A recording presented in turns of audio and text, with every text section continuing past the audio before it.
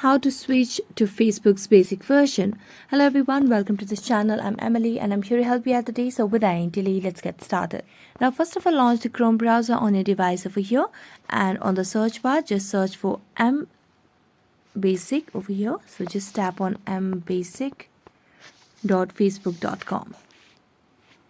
So here just tap on mbasic.facebook.com, and what mbasic on Facebook or basic does is it allows us to access the very kind of simplistic version of Facebook.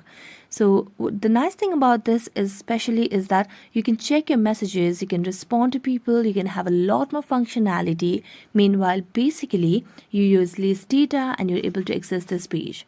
So it's really good if you would want to respond to messages without using Messenger, or if you want to access Facebook and if you have not great internet connection.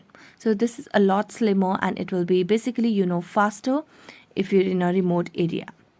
So you just have to enter your login credentials and log in, and that's it. So that's it. Thank you so much for watching this video. See you next time.